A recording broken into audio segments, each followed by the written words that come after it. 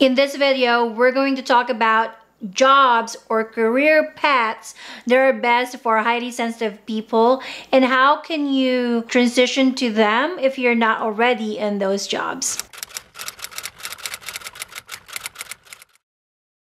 I'm Bradshaw and I'm a career coach for highly sensitive people. In this channel, I teach you tips and tricks how to thrive in your career and your life. So if that's what you want, subscribe to this channel, turn the notifications bell on, and let's get started.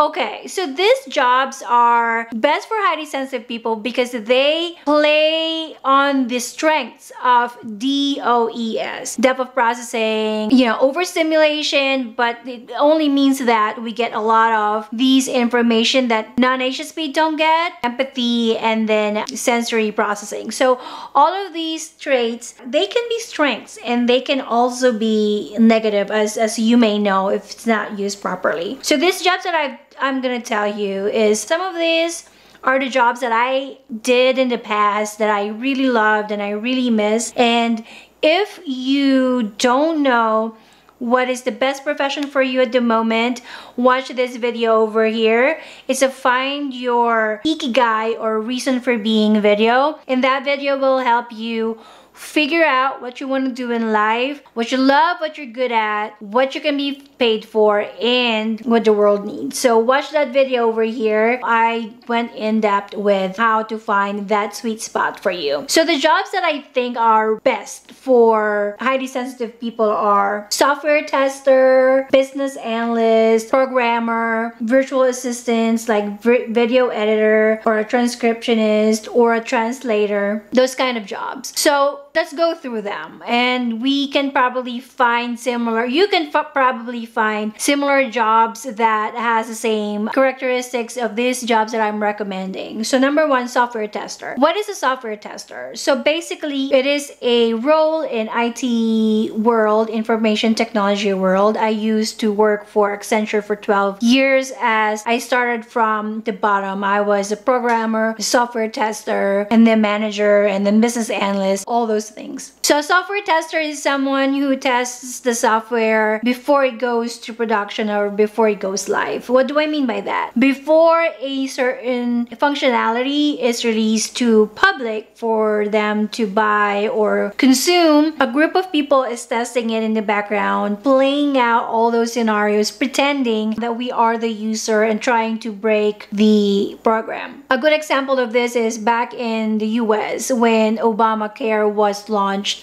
It bombed. Like it literally, like first few minutes of it, the server just went down and it was a big chaos. And what they're saying is in the project management or project planning, they did not test the website. That is one thing that they removed from the whole thing because they didn't think that it was needed, but it is very needed. And I'm saying that it is good for highly sensitive people because we have this gift that we are very good in processing things. Like we can see all the small scenarios that a non-HSP might not be able to see. We think big picture, we think details. So being a software tester is really good for that. If you're not a creative person, like if you can't paint or you don't write, a software tester, it uses the technical side of your brain. Like what I said, there is creativity needed, but it's not more of what arts and what you know. So software tester is a really good job for highly sensitive people. A business analyst, obviously analyst, you analyzed everything. Like what I said, you see the big picture and then you can go down to the details, the nitty-gritty of a business. Business analyst and software tester is my favorite, hands down, job as a highly sensitive person because business analyst is more like you're putting a puzzle together. You're talking to these people who are experts in their field and you put together their expertise, you translate their language in a way that a regular user can understand. So if you can work as a business analyst or something similar, it is one of the most rewarding jobs I've ever worked in an IT industry. Is it stressful? Yes, all jobs are stressful. Even when you're working for yourself, even if you're self-employed, it is stressful. And we HSPs just need to learn how to handle stress. And these are one of the things that I talk about in my Facebook group, Meaningful Profession Mastermind. I will leave the link below where you can join that Facebook group. This is where I give more tips and tricks that I don't normally give out to other of my social media. Next is programmer. Programmer is you basically work alone. You are given technical requirements by a business analyst and you just think how to put them together. So if you like coding, if you like programming, computer programming, this is a very lucrative job. It's gonna stay for many, many, many years to come, because when I first graduated from my major, computer science, we have to use a floppy disk to turn a freaking operating system on, and it's just gone a long way. I used the big 5.25 floppy disk, and it's just I'm old.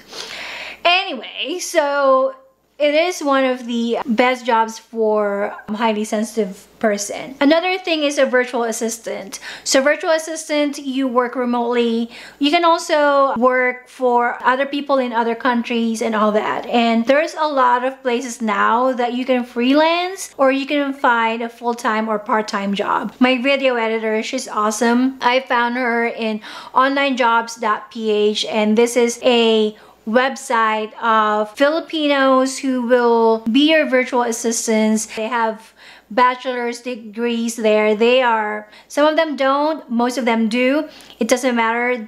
Their expertise and technical knowledge are in there. The company onlinejobs.ph really filter them to make sure that you're not being given a virtual assistant that, you know, will take advantage of you. Filipinos, we are normally very humble, hardworking, and reliable, but there are those 0.001% that this just ruins it for everyone. So onlinejobs.ph, if you're not from the Philippines, there's Upwork, there's forgot.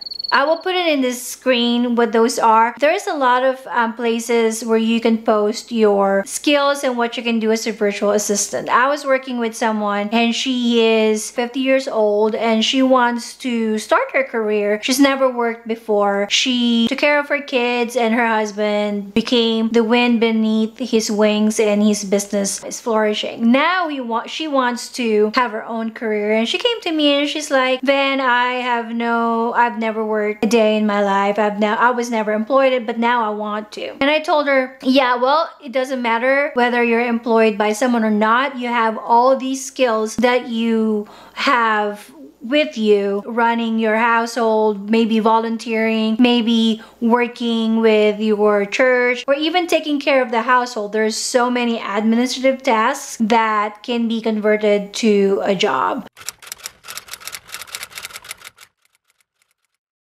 So that's a good segue for how to transition to these jobs. If you are either working for a job that you don't like and you want to transition to the meaningful career that you found, and one of these are what I mentioned, or even not, the number one thing that you can do to transition to these jobs is to volunteer. There's so many places that accepts or allows or welcomes volunteers, and what you can do is go to them, email them, website, or apply to them in person and say, "Hey, I want to volunteer to be a receptionist," for example. In the US, there's USO, there's YMCA, there's Red Cross. You can go there and maybe like start filing their paperwork, and they will give you recommendations. You can add that to your skill-based resume, and you can ask them for a certificate to prove that you work for them as volunteers. So volunteer in the space that you want to go to. If it's a software testing, if it's business analyst, go to the company that runs this small company and ask them, "Hey, what can I do to volunteer? What is something that you can give me so I will work for free?" And that's a second way to transition to these jobs. Work for free. If you are still building up your resume towards the job or the career that you want. Maybe you want to be a coach, maybe you want to be a software tester, maybe you want to be a virtual assistant, a web designer. Work for free. And you can work for free while doing the job that you don't like, maybe like a server or nothing wrong with being a server, but if you don't want to do it, just look at it as something that pays the bill. And then work for free or volunteer for these jobs that you want to go for. So you might ask, what's the difference between volunteering and working for free? Volunteering is something that you can do on your own free time and you can show up whenever you want to. Working for free, there are companies who will hire you, like an intern, and you will work for free. So you will have a set time that you have to go to those companies, to those jobs, and you can't just define the time when you want to work or not. So those are the differences between volunteering and working for free. And then while you're doing those things, while you're working for free or volunteering, it is important that you collect all good testimonials about you.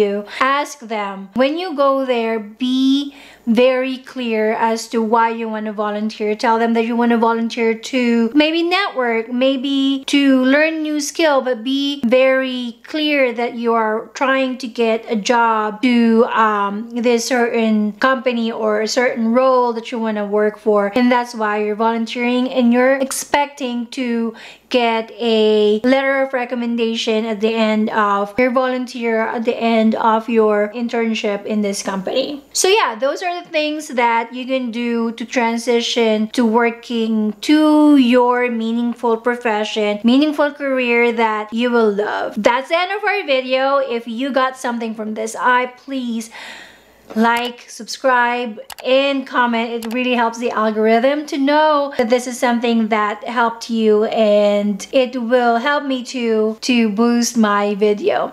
Again, join my Facebook group, Find Meaningful Profession Mastermind on Facebook, and I'll see you there. I'll see you again next time. Bye.